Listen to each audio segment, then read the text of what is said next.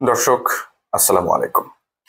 আপনারা জানেন যে অন্তর্বর্তী সরকারের উপদেষ্টার পদ থেকে পদত্যাগ করেছেন বৈষম্য বিরোধী আন্দোলনের সময়কার মুখপাত্র নাহিদ ইসলাম। তিনি আজ মঙ্গলবার দুপুরে রাষ্ট্রীয় অতিথি ভবন যমুনায় উপদেষ্টা পরিষদের অনানুষ্ঠানিক বৈঠক শেষে প্রধান উপদেষ্টার কাছে পদত্যাগপত্র জমা দিয়েছেন। এখন প্রশ্ন হলো, নাহিদের এই পদত্যাগ কি বার্তা দিচ্ছেন?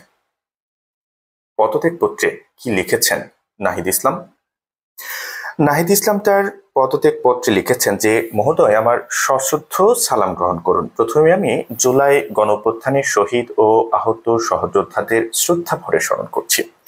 রক্তক্ষয়ী গণঅভ্যুত্থানের পরে ছাত্র জনতার আহ্বানে সাড়া দিয়ে পরিবর্তিত নতুন বাংলাদেশ বিনির্মাণের দায়িত্ব গ্রহণ করার জন্য আপনার প্রতি অশেষ কৃতজ্ঞতা। তিনি লেখেন, বৈষম্যহীন, ক্ষুধা ও দারিদ্র্যমুক্ত উন্নত বাংলাদেশ গড়তে আপনার নেতৃত্বে গঠিত উপদেষ্টা পরিষদে আমাকে সুযোগ দানের জন্য আপনাকে আন্তরিক ধন্যবাদ জ্ঞাপন করছি। নাহিদ লিখেছেন, গত 8 অগস্ট 2024 তারিখে শপথ নেওয়া উপদেষ্টা পরিষদে আমি ডাক, টেলিযোগাযোগ ও তথ্য প্রযুক্তি মন্ত্রণালয় এবং তথ্য ও সম্প্রচার মন্ত্রণালয়ের দায়িত্ব পাই। নাহিদ ইসলাম লেখেন, নানামুখী চ্যালেঞ্জের মধ্যেও আপনার নেতৃত্বে দায়িত্ব পালনে সদা সচেষ্ট থেকেছি, কিন্তু বর্তমান প্রেক্ষাপটে দেশ ও জাতির বৃহত্তর স্বার্থে আমার ছাত্র জনতার কাতারে উপস্থিত থাকা উচিত মর্মে আমি মনে করি। ফলে আমি আমার দায়িত্ব থেকে ইস্তফা দেওয়া সমীচীন মনে করছি। আমি এই লাইনটা আবারও বলছি, কারণ এটা খুবই গুরুত্বপূর্ণ। এখানেই নাহিদ তার বার্তাটা দিয়ে দিয়েছেন। তিনি বলেছেন যে, বর্তমান প্রেক্ষাপটে দেশ ও জাতির বৃহত্তর স্বার্থে আমার ছাত্র জনতার কাতারে উপস্থিত থাকা উচিত বলে আমি মনে করছি। ফলে নাহিদ ইসলাম তার দায়িত্ব থেকে ইস্তফা দেওয়া সমীচীন মনে করছেন। অর্থাৎ তিনি উপদেষ্টার পদ থেকে ইস্তফা দিয়ে ছাত্র জনতার কাতারে যেতে চাচ্ছেন। এটা তিনি পরিষ্কারভাবে তার রিজাইন লেটারে বলে দিয়েছেন। সবশেষে তিনি লিখেছেন, এমত অবস্থায় ডাক, টেলিযোগাযোগ ও তথ্য প্রযুক্তি মন্ত্রণালয় এবং তথ্য ও সম্প্রচার মন্ত্রণালয়ের উপদেষ্টা পদ থেকে অব্যাহতি চাচ্ছি। আমার পদত্যাগপত্র গ্রহণ করতে মহোদয়কে সবিনয় অনুরোধ করছি।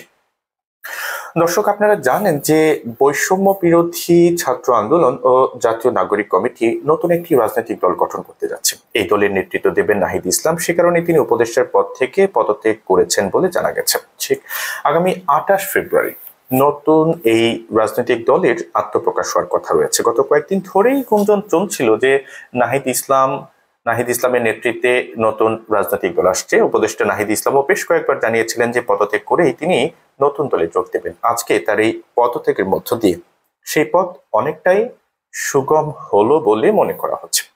এবার চলুন এক নজরে নাহিদের বিস্তারিত জেনে নিই। নাহিদ ইসলামের জন্ম 1998 সালে ঢাকায়। তার ডাকনাম ফাহিম। নাহিদের বাবা ছিলেন শিক্ষক। সরকারি বিজ্ঞান কলেজ থেকে উচ্চ মাধ্যমিক পাশ করে ভর্তি হন ঢাকা বিশ্ববিদ্যালয়ের সমাজ বিজ্ঞান বিভাগে। ইতিমধ্যে মাস্টার্স সম্পন্ন করেছেন নাহিদের ছোট এক ভাই রয়েছে। এছাড়া ব্যক্তিগত জীবনে তিনি বিবাহিত। জুলাই মাসেও নাহিদ কিন্তু ততটা জনপ্রিয় ছিলেন না, তিনি এতটা পরিচিত মুখ ছিলেন না। কিন্তু জুলাইয়ের মাঝামাঝিতে তাকে যখন অপহরণ করা হলো, তখন দেশব্যাপী তিনি পরিচিত হয়ে ওঠেন।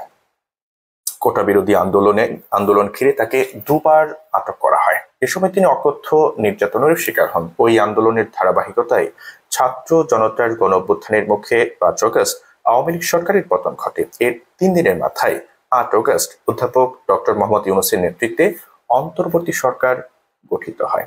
এ তো আমরা নাহিদ ইসলামের এক নজরে নাহিদ ইসলাম সম্পর্কে জানলাম।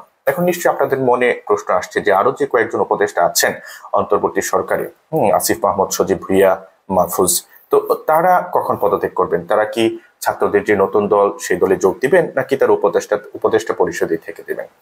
এটা নিয়ে যে তথ্য আমরা পাচ্ছি, যে তথ্য গণমাধ্যমে পাওয়া যাচ্ছে, সেটা হচ্ছে যে তারাও পদত্যাগ করবেন, কিন্তু এখনই তারা পদত্যাগ করছেন না। তারা হয়তো সময় নিচ্ছেন, সময় সুযোগ মতো তারা পদত্যাগ করবেন বলে জানা যাচ্ছে। দর্শক, আজ এটুকুই। ধন্যবাদ সবাইকে।